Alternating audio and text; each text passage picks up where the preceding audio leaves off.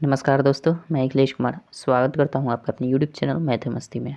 दोस्तों, इस वीडियो में हम देखने वाले हैं डॉक्टर आर.एस. अग्रवाल सर की बुक का चैप्टर नंबर 4 है सिंप्लीफिकेशन सरलीकरण। और इसमें हम लोगों ने पिछले वीडियो में 4A का 120 नंबर क्वेश्चन तक का सोल्यूशन कर लिया है। प्रश्नमाला 4A का 120 नंबर क्वेश्चन तक का सोल्यूशन कर लिया है। शायद आपने देखा भी होगा, देखें तो अच्छी बात है, नहीं देखें तो आप प्लेलिस्ट में जाकर देख सकते हैं। आज देखने वाला है 121 नंबर क्वेश्चन से। तो चलिए शुरू करते हैं। 121 नंबर क्वेश्चन क्या कहता है।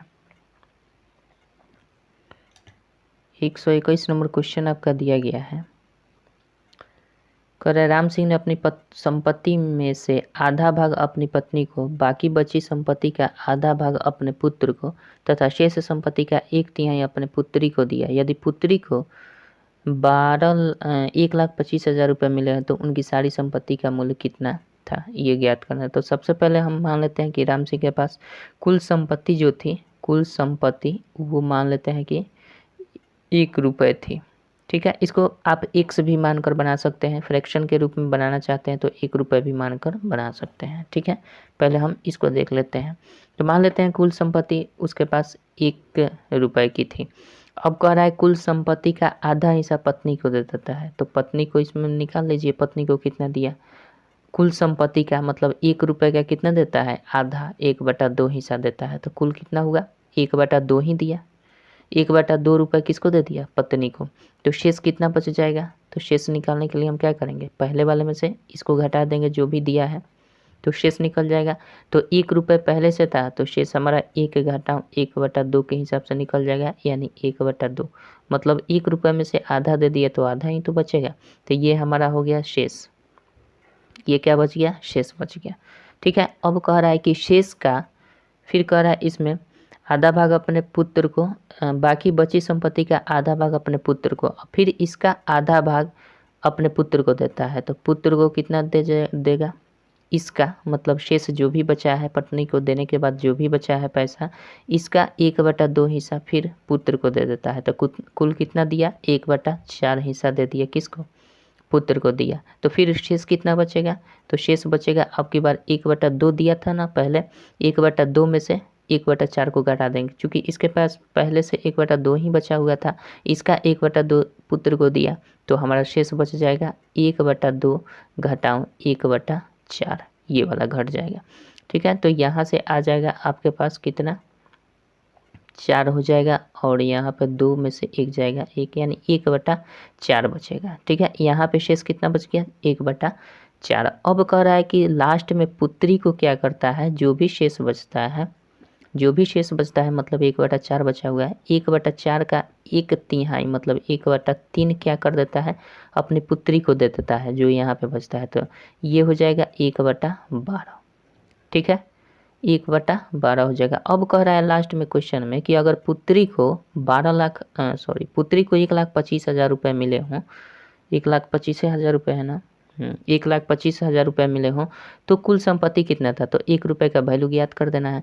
तो हम क्या कर सकते हैं, पुत्री को मिला है 1/12, तो हम लिख सकते हैं 1/12 का वैल्यू दिया है 1,25,000। ठीक है, तो इसलिए 1 रुपये का वैल्यू हम निकाल देंगे, चूँकि हमने 1 रुपये पूरा संपत्ति को माना है, तभी तो हम पता कर पाएंगे कि उसके पास कुल कितनी संपत्ति थी। तो 1 रुपये का वैल्यू निकालेंगे तो सिंपल 12, 5,000 में गुना कर देंगे 12 से, तो ये आ जाएगा 12×5 = 60 हो जाएगा, 6 12 144, 6 150, और इस पर 4 0, 2 2 4। ठीक है, यानी आपका हो जाएगा 15 पर 5 0 जब रहता है तो ये लाख में हो जाएगा। 15 लाख हम कह सकते हैं इतना रुपए, या फिर आप लिख दीजिए शब्दों में 15 लाख। ठीक है, यही आपका सही उत्तर हो जाएगा। ठीक है, आशा करते हैं समझ गए होंगे। चलिए 122 नंबर क्वेश्चन देखते हैं क्या कहते हैं। इसका आंसर आप देख लीजिए, ए नंबर ऑप्शन सही हो जाएगा। ठीक है, चलिए 122 नंबर क्वेश्चन देखते हैं क्या कहता है। 122 नंबर क्वेश्चन आपका दिया गया है। कह रहा है एक फल विक्रेता कुछ सेबों की संख्या का आधा तथा 1 से पहले ग्राहक को, शेष का 1/3 तथा 1 से दूसरे ग्राहक को तथा शेष का 1/5 तथा एक सेब तीसरे ग्राहक को बेचता है। उसके बाद उसके पास 3 सेब बच जाते हैं। प्रारंभ में उसके पास कुल कितने सेब थे? तो हम क्या करेंगे, प्रारंभ में कुल सेबों की संख्या निकालना है। तो मान लेते हैं कुल सेब उसके बाद x थे, ठीक है, कुल सेब हम x मान लेते हैं।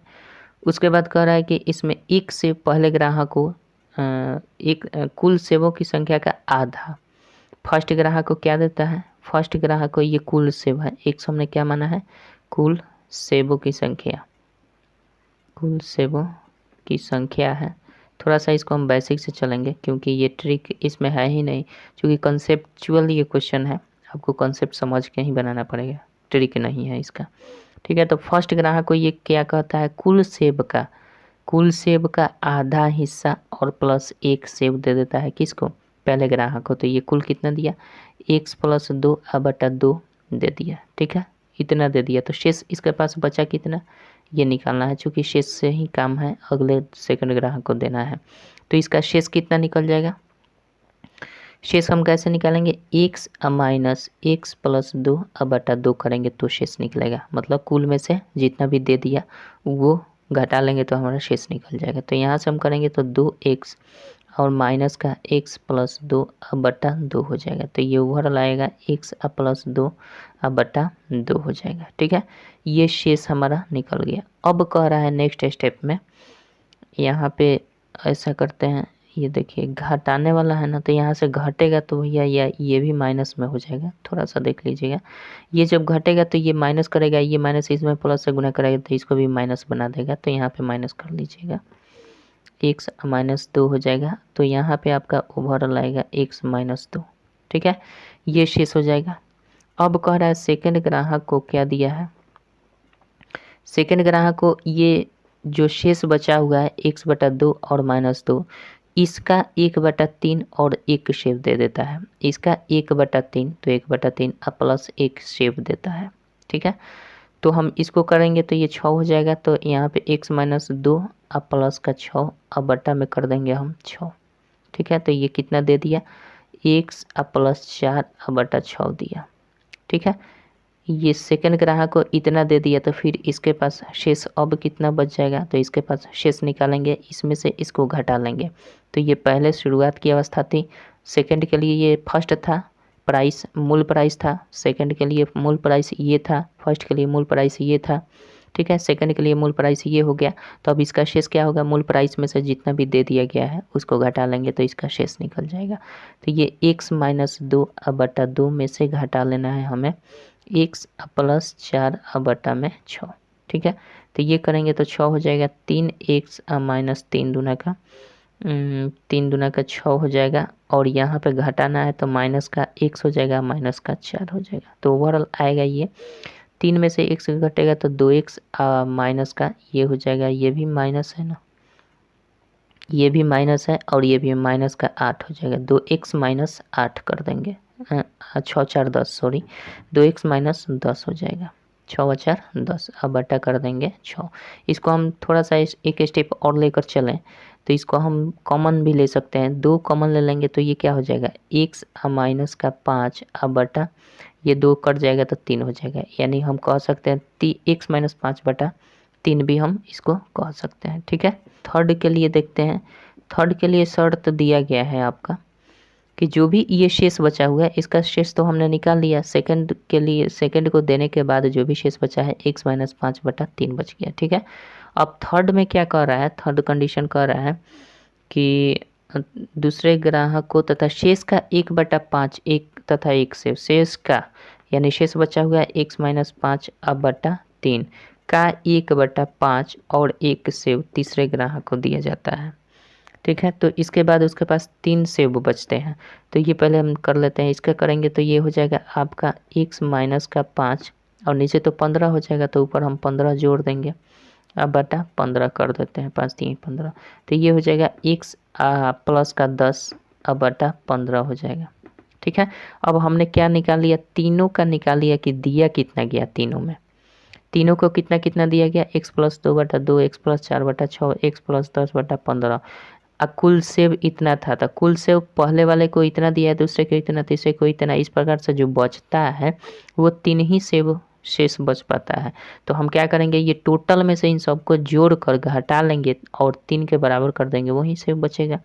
तो हम क्या करेंगे, सिंपल x अब माइनस इस सब को हम पहले जोड़ लेते हैं। x + 2 अब बटा 2 हो जाएगा, प्लस x + 4 अब बटा 6 हो जाएगा, प्लस x अब प्लस 10 अब बटा में 15 इज इक्वल्स टू हम कर देंगे 3 सेव के बराबर। चूँकि इधर का अंतर करेंगे, टोटल दिया गया इतना और टोटल सेव इतना था, तो शेष ये भी बच गया और शेष दिया ही गया है मान में। ठीक है, तो यहाँ से हम कर लेंगे सॉल्यूशन। तो ये पहले x माइनस इसको कर लेते हैं, ये 15 हो जाएगा, लघुत्तम 15 दूना 30 हो जाएगा, ये 30 हो जाएगा, तो ये 15 हो जाएगा, तो 15 x 15 दूना 30 हो जाएगा। ठीक है, 5 हो जाएगा, तो 5x + 20 हो जाएगा, और ये 15 दूना 30 2x + 20 हो जाएगा। ठीक है, इतना तो समझ में आ ही रहा होगा। चलिए बेसिक से ही इसे सॉल्व करना पड़ेगा थोड़ा सावधानी से।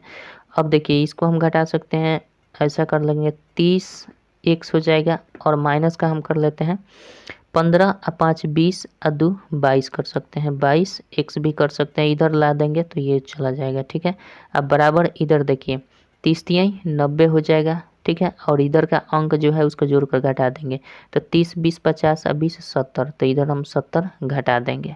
ठीक है, तो यहाँ से 20 और 20 40 और 30 70। ठीक है, ये घटेगा तो हमारा 8 x आ जाएगा, बराबर ये आ जाएगा आपके पास 90 में से 70 जाएगा तो 20 हो जाएगा, इसलिए x बराबर, यहाँ पे देखिए थोड़ा सा मिस्टेक हुआ है, यहाँ पे पक्षांतर करने में थोड़ा सा भूल कर दिए हैं। यहाँ पे देख लीजिएगा, ये x 30 x अब माइनस में ये सारा चला जाएगा ना, तो यहाँ पे माइनस में ये जब जाएगा तो ये माइनस का इधर ही रह जाएगा, क्योंकि x वाला पद तो इधर ही था ना, और इधर माइनस में आएगा कौन सा पद, 70 माइनस में आएगा, तो इधर आएगा तो प्लस हो जाएगा।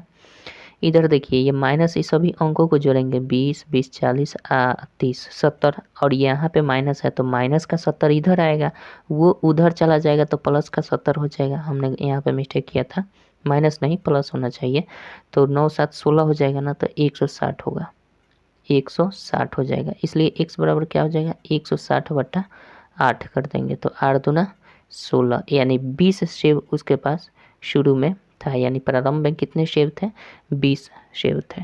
आशा करते हैं समझ गए होंगे। थोड़ा सा ये प्रोसेस वाइज करना पड़ेगा और सावधानी से करना पड़ेगा, वरना गलत हो जाएगा। आशा करते हैं समझ गए होंगे। 20 इसका आंसर सही उत्तर हो जाएगा। ठीक है, देख लीजिए 122 का सी नंबर ऑप्शन सही हो जाएगा। 123 नंबर क्वेश्चन देखते हैं क्या कहते हैं। 123 नंबर क्वेश्चन देखिए,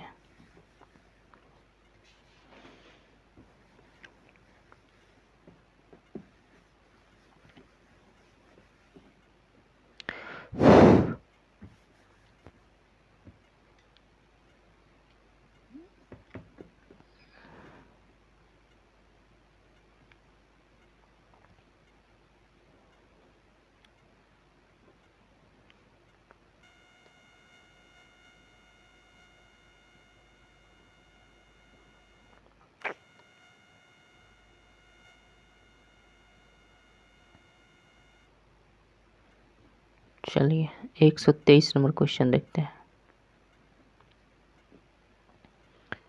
123 नंबर क्वेश्चन दिया गया है आपका,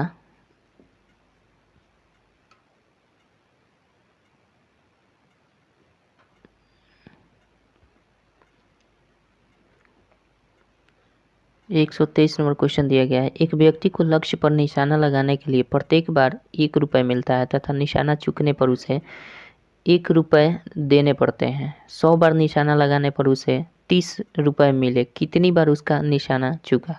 इसको हम कई तरीके से बना सकते हैं, इसको हम 2-3 तरीके से बना सकते हैं। चलिए पहला तरीका पहले देख लेते हैं, जो संभव हो पाता है उसको हम अलग अलग तरीक़ों से देखेंगे।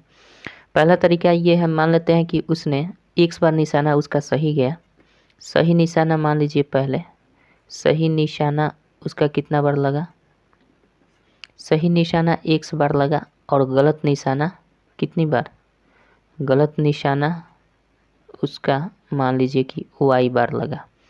1 बार सही निशाना, गलत निशाना y बार लगा है, तो इस प्रकार से उसे कितने निशाने लगाने थे, उसे निशाने लगाने थे, टोटल दिया गया है आपका 100 बार निशाना लगाने पर उसे 30 रुपये मिलते हैं।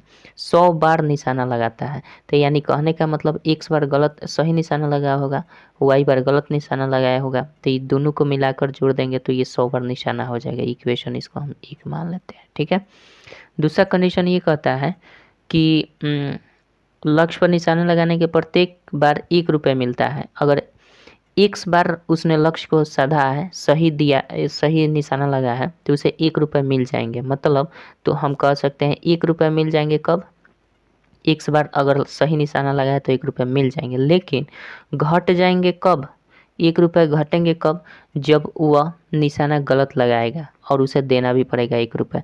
तो 1 रुपये गलत निशाना लगाया है तो y बार, तो y बार जब गलत निशाना लगाया तो 1 गुना y, क्योंकि ये रुपए में कन्वर्ट कर रहे हैं हम, तो 1 रुपये जितना मिलेगा उसे सही निशाने पर, उतना में से हम जितना भी निशाना उसका फेल गया होगा, यानी y बार फेल गया है, तो इसका रुपये कट जाएगा, मतलब उसको देना पड़ेगा वापस। ठीक है, उतना रुपये उसे देना पड़ेगा। तो ये जाकर तब उसे इस प्रकार से करने पर उसे 30 रुपये ही प्राप्त होते हैं। तो यहाँ से हमें क्या मिला, x minus y is equals to 30 मिला। इक्वेशन 2 मिल गया। ठीक है, यहाँ से इक्वेशन 1 और 2 को सॉल्व कर लेंगे, पता चल जाएगा कितनी बार निशाना सही लगा है, कितनी बार गलत निशाना लगा है।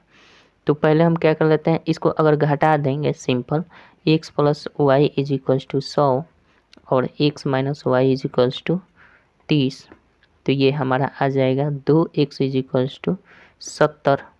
जोड़ रहे हैं तो 130 हो जाएगा, ये वाला 130 हो जाएगा। तो x बराबर क्या हो जाएगा, 130/2 कर देंगे, 2 से काट देंगे तो ये 65 बार में कटेगा। 65 बार आएगा क्या, x हमने क्या माना था, x सही निशाना जो लगा। क्वेश्चन क्या पूछा गया है, कितनी बार उसका सही निशाना चुका, कितनी बार उसका निशाना चूक गया, कितनी बार निशाना चूक गया। तो जाहिर सी बात है 100 बार लगाया है, यहाँ से y का वैल्यू भी निकाल दीजिए। तो y निकालना चाहे तो आप 100 में से घटा देंगे x को, यानी 65 को घटा देंगे तो ये आपका 35 बार हो जाएगा। तो आपसे पूछा जाए कि निशाना कितनी बार चूका, तो हमने बताया गलत निशाना या निशाना चूका y बार। तो y का वैल्यू कितना है, 35, तो 35 बार उसका निशाना चूक गया और 65 बार निशाना लग गया है। ठीक है, तो इस तरह से भी आप आंसर कर सकते हैं, इसका बी नंबर ऑप्शन सही हो जाएगा। दूसरा तरीका क्या है कि अगर दूसरे तरीके से निकालना चाहते हैं तो आप सिंपल एक ही चर मानकर निकाल सकते हैं, 2 चर मानने की कोई आवश्यकता नहीं है, एक ही चर से आप निकाल सकते हैं इजीली। और फिर इसका एलिगेशन मेथड भी देख सकते हैं। 123 का अगर मान लेते हैं कि उसके जो भी क्वेश्चन दिया गया है, मान लेते हैं कि उसका निशाना x बार चूक गया, x बार निशाना जो है, x बार निशाना जो है वो चूक गया है, चूक गया।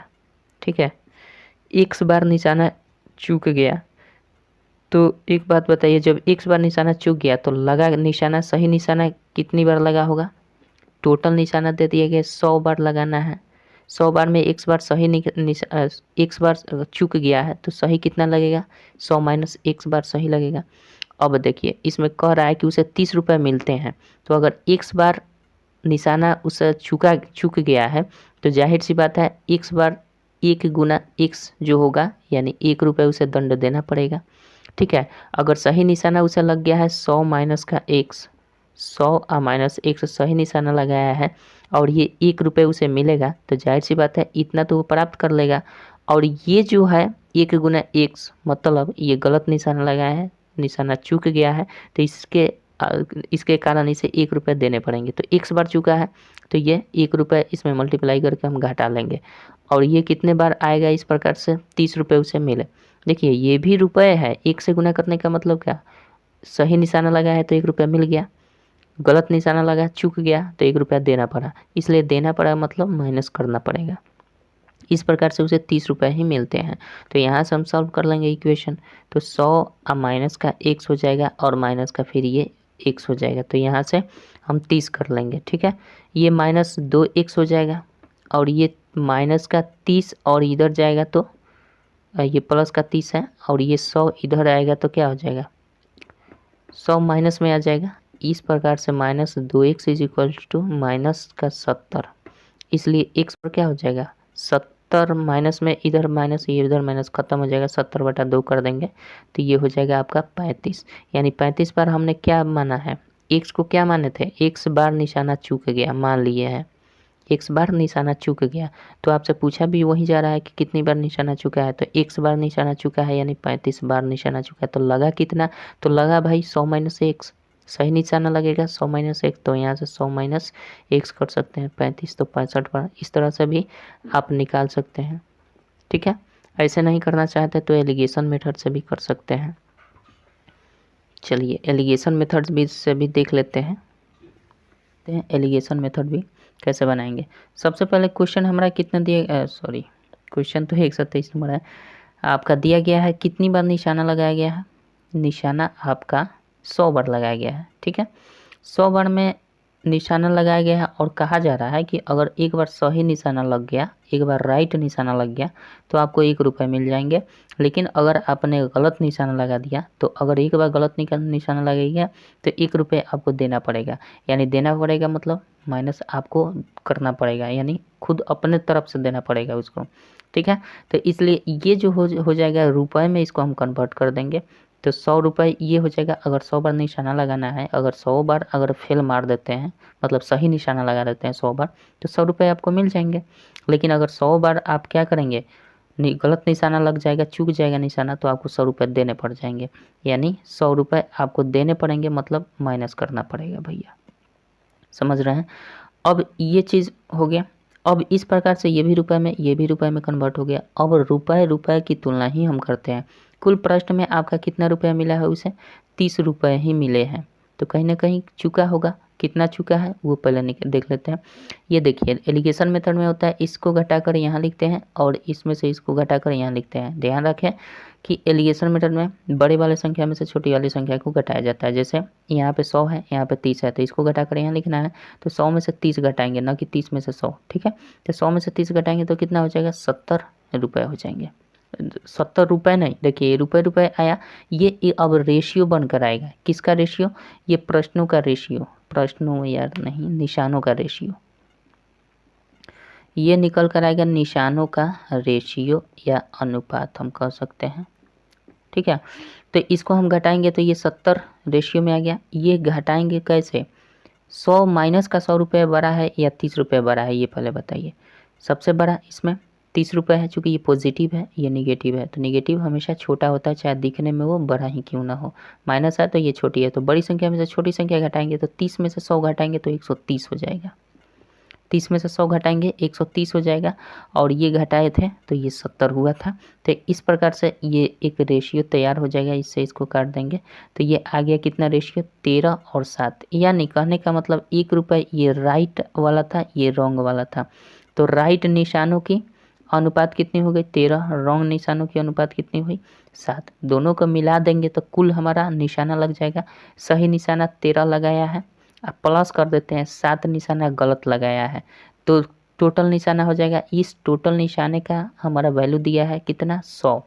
टोटल तो 100 ही निशाने लगाए हैं, तो इस प्रकार से हम कर सकते हैं 20 का वैल्यू 100 के बराबर है, तो इसलिए 1 का वैल्यू कितना हो जाएगा, 20 500 यानी 5 के बराबर हो जाएगा। तो इस प्रकार से कहा जा रहा है कि बताइए कितना बार चूक गया है, यानी रॉन्ग निशाना कितना लगाया है, तो इसका रेशियो हमने निकाला है 13:7, 13:7 निकाला है। तो रॉन्ग पूछ रहा है तो 7 गुना हम कर देंगे, 1 का वैल्यू कितना है 5, तो 5 से मल्टीप्लाई करें, 7 5 35। रॉन्ग लगाया है, अगर सही क्या पूछे कि कितना सही निशाना लगाया है, तो इसका रेशियो 13 आया हुआ है, तो 13 गुना 5 कर देंगे, 13 5 65 हो जाएगा।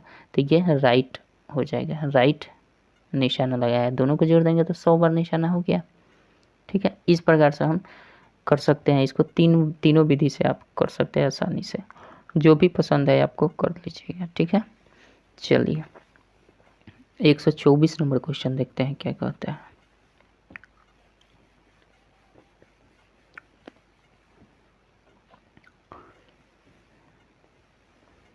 एक 124 नंबर क्वेश्चन देखिए।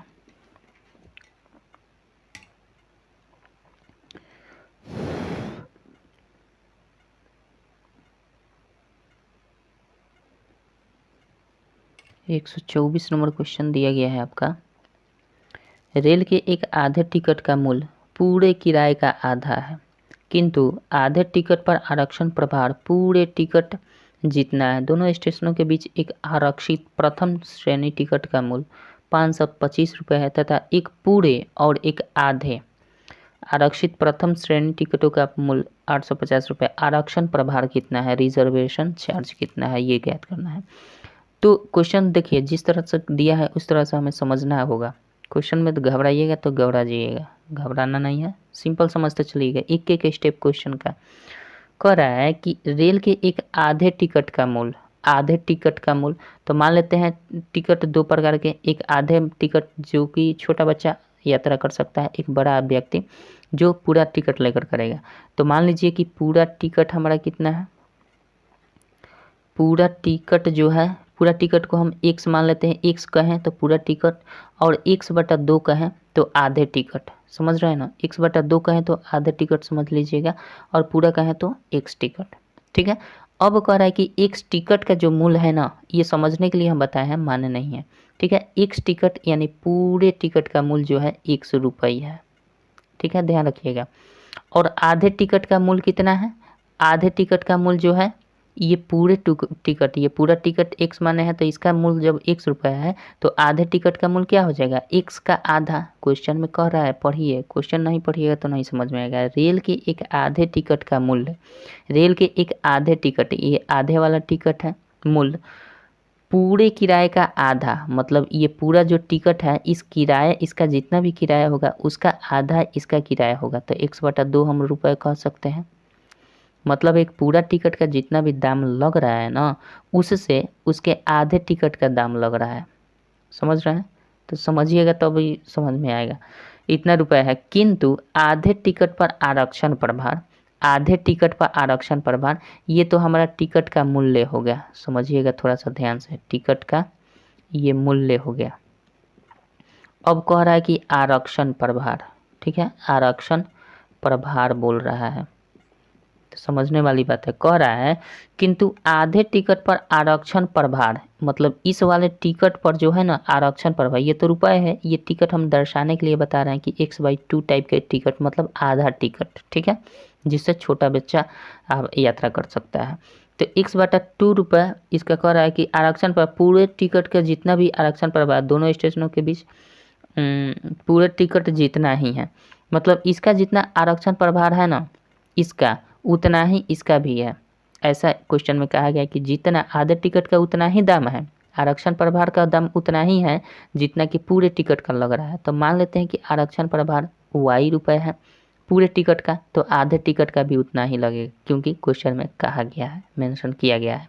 इस प्रकार से ये हम कर सकते हैं। तो मान लीजिए कि ये हो गया, आप यूँ समझ लीजिए कि ये कोई बड़े व्यक्ति के लिए यात्रा किया जा रहा है, बड़े व्यक्ति इस टिकट से यात्रा करेंगे और इससे कोई छोटा व्यक्ति, छोटा बच्चा यात्रा कर रहा है। तो इस प्रकार से अगर बड़े व्यक्ति का आप टिकट बनवाना चाहेंगे तो आपको एक तो टिकट का मूल्य चुकाना पड़ेगा 100 रुपये, और साथ ही साथ क्या उसका रिजर्वेशन चार्ज भी लगेगा, यानी आरक्षण प्रभार भी लगेगा एक ही टिकट पर, इस पर भी उतना ही लगेगा प्रभार, इस पर भी उतना ही लगेगा।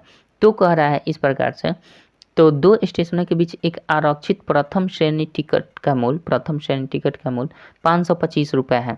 यानी प्रथम श्रेणी यानी किसी बड़े व्यक्ति के लिए अगर यात्रा किया जा रहा है तो प्रथम टाइप के, प्रथम मतलब श्रेणी के आप टिकट का दाम क्या लगेगा, 550 रुपया। मतलब कि पहला अगर टिकट निकलवाते हैं तो उसमें 100 रुपये तो लगेगा ही लगेगा टिकट का दाम, उसी टिकट पर रिजर्वेशन चार्ज भी लगता है, मतलब आरक्षण प्रभार भी लगता है। तो उसी में, उसी टिकटों में ऐड रहेगा। तो x+y का वैल्यू टोटल आप एक टिकट निकलवाइएगा तो इसका दाम आपको 525 रुपये देना पड़ेगा। इक्वेशन हम इसको 1 मान लेते हैं। दूसरा कंडीशन ये कहता है, दूसरा कंडीशन ये कहता है कि तथा एक पूरे और एक आधे आरक्षित, एक पूरे, ये पूरा टिकट एक लेना है, ठीक है, और एक आधे आरक्षित टिकट लेना है। मतलब आधे टिकट, तो पूरा टिकट लेंगे तो 100 रुपये लग जाएगा, आधे लेंगे तो 1/2 रुपये लगेगा, पूरा अगर टिकट ले रहे हैं तो 100 रुपये लगेगा।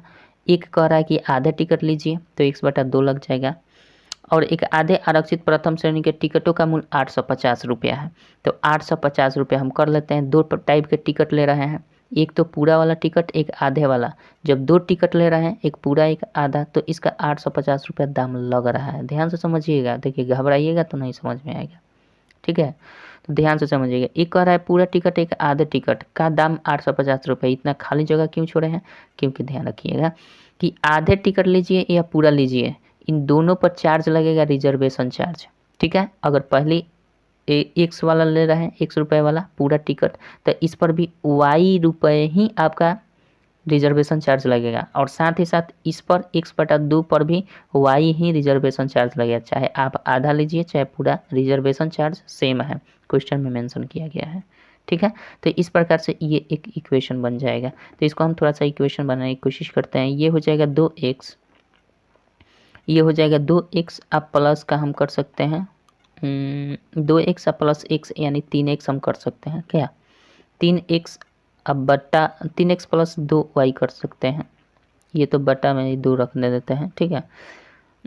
2x 1x, 3x बटा 2 प्लस 2y, 2y या 4y कर सकते हैं। यहाँ पे 4y कर लीजिए डायरेक्ट, 4y, और ये 2 जाकर उधर गुना कर ही जाएगा, तो इसको हटाइए दीजिए, 2 से गुना कर देते हैं 800, तो ये 850 दूना 8 दूना 16, 1700 हो जाएगा, ठीक है। इक्वेशन 2 हो जाएगा। अब इसी इक्वेशन को सॉल्व कर देना है, हमारा आंसर निकल जाएगा। पूछा जा रहा है आरक्षण प्रभार कितना है, मतलब y का वैल्यू बता देना है, क्या हो जाएगा। तो यहाँ से 2 इक्वेशन बन गया है, इसको सॉल्व कर लेना है। अगर इसमें हम 3 से मल्टीप्लाई कर देंगे तो आसानी से कट जाएगा, 3 से कर लेते हैं तो 3x हो जाएगा, इसमें हम 3 से गुना कर रहे हैं, 3x plus 3y is equal to 25 3 75, 1575 हो जाएगा। इसको हम करेंगे तो ये तो 3x प्लस 4y रहने देते हैं, और ये 1700 हो जाएगा, ठीक है। सिंपल घटा देना है, तो ये माइनस हो जाएगा, माइनस हो जाएगा, माइनस हो, ये कट जाएगा। ये घटाएंगे तो माइनस का y केवल हो जाएगा, और इसको घटाएंगे तो 10 में से 5 गया 5, और 10 यहाँ पे बच गया आपके पास, 9 में 7 गया 2, और यहाँ पे बचा 6 में से गया, यानी माइनस का ये भी बचेगा, तो दोनों तरफ से माइनस खत्म। यानी y का वैल्यू हमारा निकल गया कितना, 125 रुपया। तो हमसे पूछा क्या जा रहा है, आरक्षण प्रभार ही पूछा जा रहा है, y का वैल्यू ही पूछा जा रहा है, तो y का वैल्यू हमारा 125 रुपये हो जाएगा। अगर आपका x का वैल्यू पूछता टिकट का दाम, तो आप निकाल सकते हैं इक्वेशन में, किसी भी इक्वेशन में मान रख दीजिए, निकल जाएगा, ठीक है। वैसे आपका आंसर 125 हो जाएगा, ठीक है। आशा करते हैं समझ में, नहीं समझ में आया होगा तो 1-2 बार देख लीजिएगा वीडियो को, ठीक है। घबराइएगा तो नहीं समझ में आएगा, ठीक है, थोड़ा सा टाइम देना पड़ेगा। चलिए 125 नंबर क्वेश्चन देखते हैं क्या कहते हैं।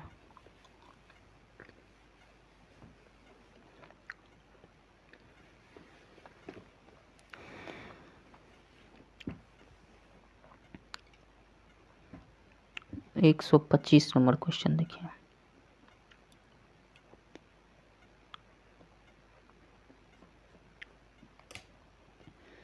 एक 125 नंबर क्वेश्चन कह रहा है, एक टैक्सी कुछ निश्चित राशि तथा दूरी के समानुपाती राशि लेती है। यदि 16 किलोमीटर यात्रा का चार्ज 156 रुपये तथा 24 किलोमीटर यात्रा का चार्ज 204 रुपये हो, तो 30 किलोमीटर यात्रा का चार्ज कितना होगा। 30 किलोमीटर यात्रा का चार्ज कितना होगा। तो देखिए पहली बात कि एक निश्चित दूरी की राशि, तो हम मान लेते हैं निश्चित दूरी की राशि, इसमें बोला जा रहा है कि निश्चित दूरी की राशि जो है, निश्चित दूरी का राशि हमें पता नहीं है कितना ले रहा है, दूरी का राशि हम मान लेते हैं। निश्चित दूरी का राशि जो है ना, वो 100 रुपये लिया जा रहा है, बट आप इच्छा अनुसार आप चाहते हैं कि आप कुछ और दूरी तय करें, यानी समानुपाती दूरी का राशि अगर देखें तो समानुपाती दूरी का राशि का मतलब समझ रहे हैं, समानुपाती दूरी का राशि जो दिया गया है, इसका मतलब ये हुआ कि कोई किसी का निश्चित मतलब दूरी फिक्स है कि आप यहाँ से यहाँ तक जाइएगा तो मात्र इतना ही रुपए हम लेंगे, ठीक है। लेकिन उससे और आगे जाने की कोशिश करेंगे, जाने की आप इच्छा रखते हैं तो उसके अकॉर्डिंग हम चार्ज करेंगे आपको, ठीक है। तो यही चीज़ होता है समानुपाती दूरी का राशि। तो इसको हम मान लेते हैं y रुपये, ठीक है। इस प्रकार से कंडीशन हमारा पहला दिया है कि यदि 16 किलोमीटर यात्रा का चार्ज 156 रुपया है, तो भैया निश्चित दूरी तो ले जाएगा ही ले जाएगा, तो पहला दूरी निश्चित ले जाएगा। दूसरे में कंडीशन में कह रहा है कि अगर 16 किलोमीटर का चार्ज, मतलब ये हुआ समानुपाती दूरी की राशि, तो 16 किलोमीटर जाइएगा तो 1 किलोमीटर जाइएगा तो आपका y रुपया ले रहा है, ठीक है। तो 16 किलोमीटर जाइएगा तो 16 y रुपया ले लेगा, और ये तो फिक्स है इसका, ये तो लेबे करेगा, इसमें कोई दिक्कत नहीं है। तो इस प्रकार से कुल चार्ज कितने हो जा रहे हैं, 156 रुपये। इसको इक्वेशन हम 1 मान लेते हैं, ठीक है। दूसरे कंडीशन में कह रहा है आपका कि 24 किलोमीटर की यात्रा कीजिएगा, तो 100 रुपये तो निश्चित है ही। ये तो 24 किलोमीटर जो दे रहा है ये वांछित आपकी दूरी तय करने की समानुपाती दूरी राशि है, ठीक है। तो दूसरा दिया है आपका 24 किलोमीटर अगर यात्रा करते हैं तो y रुपये के हिसाब से आपको चार्ज लगेगा, और इस प्रकार से यात्रा आपका टोटल 204 रुपये में समाप्त हो जाएगा। ये इक्वेशन 2 मान लेते हैं। अब यहाँ से हमें पूछा जा रहा है कि अगर 30 किलोमीटर की यात्रा जाएंगे तो इस पर भी 30 किलोमीटर की यात्रा पर भी आपको फिक्स चार्ज तो लगेगा ही लगेगा, और साथ ही साथ आपका समानुपाती चार्ज लगेगा, यानी x + 30y का वैल्यू कह रहा है कि ज्ञात करेंगे तो कितना आएगा। तो सबसे पहले हमारा काम होगा कि यहाँ से x और y का वैल्यू ज्ञात कर लें। तो अगर सिंपल हम इसको क्या कर लेते हैं, घटा लेते हैं तो काम बन जाएगा। घटा लेते हैं तो ये कट जाएगा, घटेगा तो ठीक है। और 16 में से ये 24 में से 16 जाएगा, यानी 14 में से 8 गया, 8 6 14 में से 6 गया, 8 6 14 माइनस का 8 y हो जाएगा, और इसको घटा लेंगे तो 14 में से 6 गया, 8 6 14, और यहाँ पे 9 में से 5 गया 4, और ये तो खत्म हो गया, माइनस का हो जाएगा। इसलिए y का वैल्यू कितना आ गया, माइनस खत्म हो जाएगा, 8 6 48, यानी y का वैल्यू हमारा 6 रुपये हो गया। y का वैल्यू 6 रुपया, मतलब पर किलोमीटर जाइएगा तो 6 रुपया एक्स्ट्रा ले रहा था। अब देखिए यहाँ से x का वैल्यू निकाल दीजिए, किसी भी समीकरण में मान रख देंगे तो ये 156 में से घटा लेते हैं, 16 6 96 घटा लेंगे तो ये हो जाएगा 0, और 15 में से 9 गया, 9 6 15, 60 रुपया ले रहा था निश्चित रुपये। निश्चित जो राशि थी 60 रुपया ले रहा था, अब पर किलोमीटर के हिसाब से 6 रुपये एक्स्ट्रा लिया जा रहा था। तो सिंपल कह रहा है कि अगर 30 किलोमीटर समानुपाती दूरी तय कीजिएगा तो उसका कितना रुपया लगेगा। तो 100 रुपया फिक्स राशि उसका कितना था, 60 रुपया, तो 60 रुपया लिख देंगे, और 30 गुने y का मतलब क्या, y वैल्यू हमारा 6 रुपया लगा था तो 6 लिख देंगे, तो ये हो जाएगा 60 36 18 180, 18 6 24, 240 रुपये आपको लग जाएंगे अगर आप 30 किलोमीटर एक्स्ट्रा दूरी तय करते हैं तो, ठीक है। आशा करते हैं समझ गए होंगे। देख लीजिए 125 का आपका बी नंबर ऑप्शन सही हो जाएगा, ठीक है। 126 नंबर क्वेश्चन देखते हैं क्या कहता है।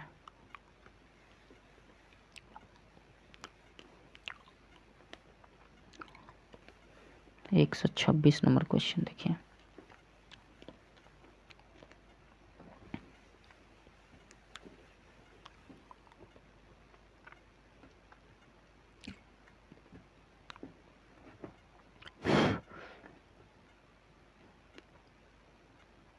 एक 126 नंबर क्वेश्चन आपका दिया गया है।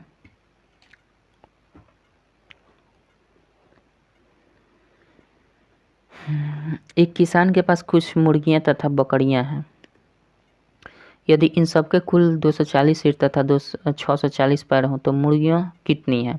इसको दो तरीके से हम बनाएंगे, एक तो बेसिक होगा और प्लस एक ट्रिक होगा, ठीक है, घबराइएगा मत। पहले बेसिक से बनाकर देख लेते हैं। कह रहा है कि एक किसान के पास कुछ मुर्गियां तथा कुछ बकरियां हैं, पता नहीं है कितनी मुर्गियां कितनी बकरियां।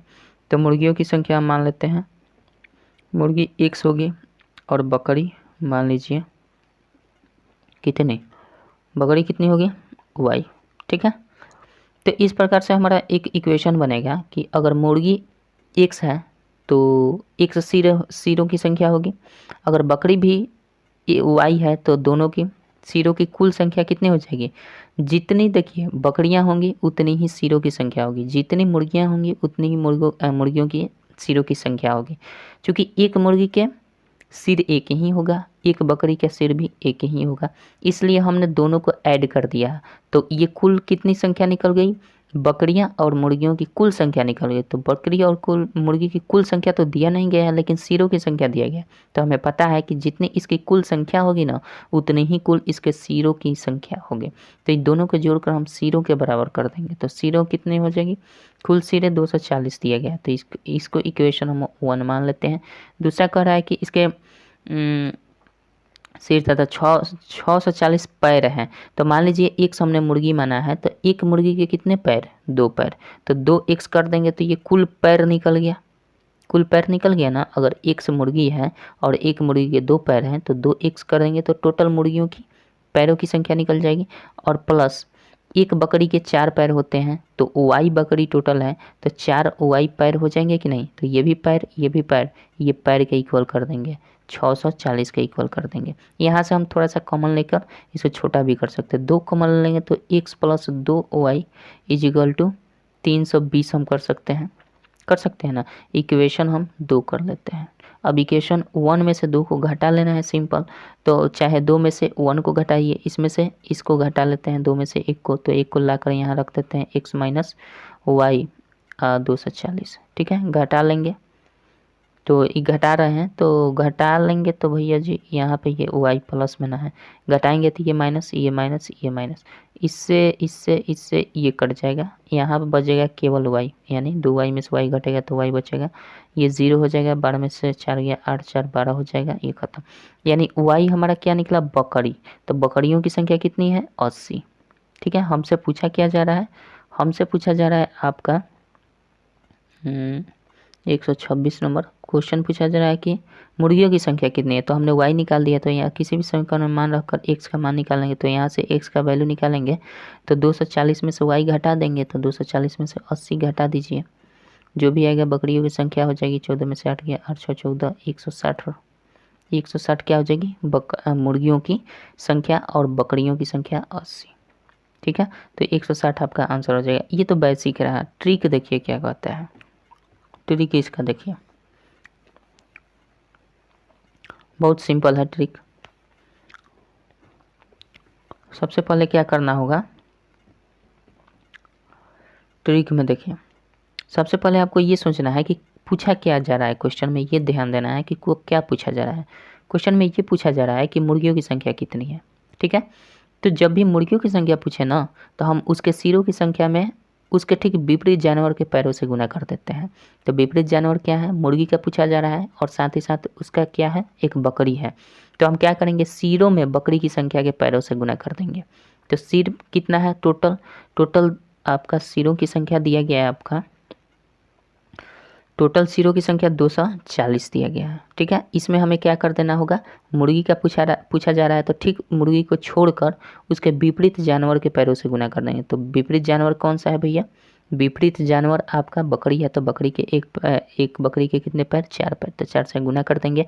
इसमें से जो भी सिरों पैरों की संख्या टोटल दी गई है क्वेश्चन में उसको घटा लेते हैं, 640 दिया गया है, जिसको हम घटा लेंगे और बटा कर देंगे, क्या बटा कर देंगे, दोनों जानवरों के पैरों का अंतर, दोनों जानवरों के पैरों का अंतर।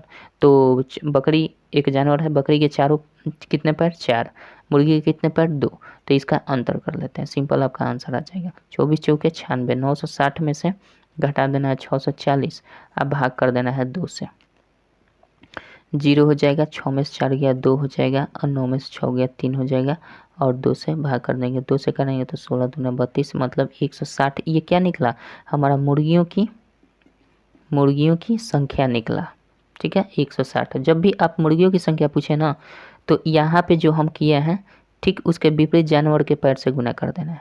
अगर यहाँ पे पूछ लेता आपसे कौन सा, अगर बकरियों की संख्या पूछता तो आप यहाँ पे क्या करते हैं, बकरी को छोड़कर मुर्गियों की पैरों से गुना कर देते हैं, तब इसको घटाकर फिर यही क्रिया करते हैं, आपका आ जाता। ठीक है, करके देखिएगा, बिल्कुल आइए करेगा। ठीक है, आशा करते हैं आप उसे स्वयं कर लेंगे, नहीं तो आंसर तो आपका आ ही गया। 127 नंबर क्वेश्चन देखते हैं क्या कहता है।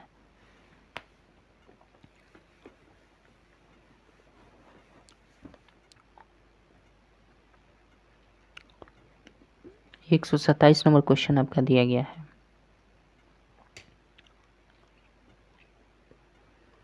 क्वेश्चन है, एक परीक्षा में किसी विद्यार्थी को प्रत्येक सही उत्तर के लिए 5 अंक मिलते हैं तथा प्रत्येक गलत उत्तर के लिए 2 अंक काट लिए जाते हैं। यदि वह 140 प्रश्नों का उत्तर दे तथा 350 अंक प्राप्त करें तो उसने कितने प्रश्नों का सही उत्तर दिया है। ठीक है, चलिए कह रहा है, मान लेते हैं इसमें सही प्रश्नों का उत्तर उसने सही का उत्तर x, मान लीजिए x प्रश्नों का सही उत्तर दिया है। ठीक है, और गलत उत्तर कितना दिया है, y प्रश्नों का गलत उत्तर दिया है। इस प्रकार से टोटल कितने प्रश्न हुए, x प्लस y। टोटल प्रश्नों की संख्या कह रहा है कि 140। यदि वह 140 प्रश्नों का उत्तर दें, 140 प्रश्न का उत्तर दें, इक्वेशन 1 मान लेते हैं। ठीक है, अब कह रहा है एक इक्वेशन तो हमारा हो गया, क्योंकि सही जितना देगा और गलत देगा वही तो मिलकर सब 140 प्रश्नों का उत्तर होगा, है ना। अब कह रहा है कि अंकों पर बात करते हैं। अगर वो सही उत्तर देता है तो उसे 5 अंक मिलते हैं। तो सही उत्तर हमने x माना है, अगर सही उत्तर देगा तो 5x अंक मिल जाएंगे, ठीक है। लेकिन जैसे ही वो गलत उत्तर देगा, तो एक का गलत उत्तर देगा तो 2 अंक कट जाएंगे, तो y का देगा तो 2y कट जाएगा, कटेगा ना, तो कटेगा तो भैया रियल में घट जाएगा।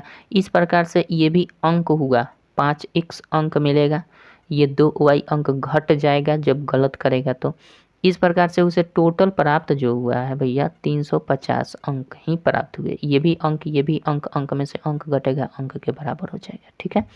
जिस प्रकार से यहाँ प्रश्नों की संख्या टोटल जोड़ देंगे तो ये प्रश्नों की संख्या, इक्वेशन इसी प्रकार से बनाया जाता है। ये हो जाएगा इक्वेशन 2, ठीक है। अब हमें क्या करना है, यहाँ से कोई भी पद एक कटा देना है। तो कटाने के लिए हम यहाँ पे अगर 2 से मल्टीप्लाई करके जोड़ देंगे बिल्कुल कट जाएगा।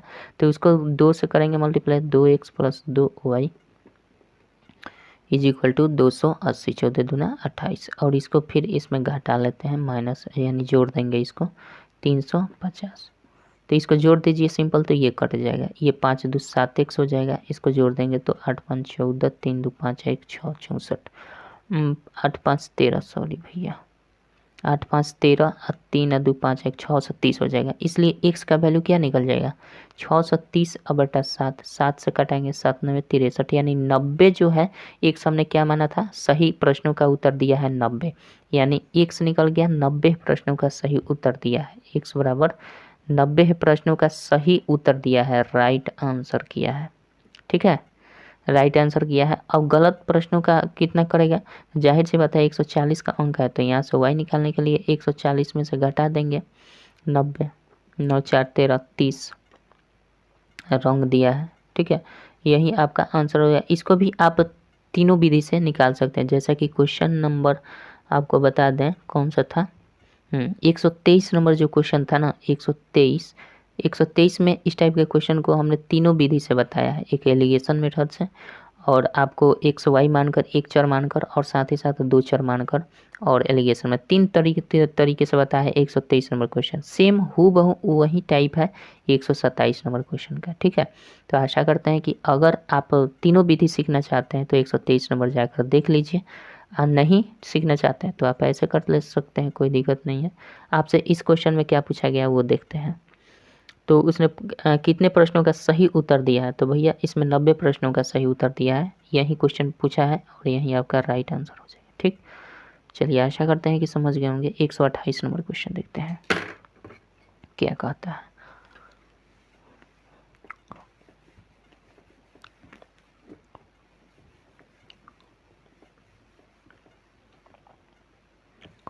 एक 128 नंबर क्वेश्चन देखिए,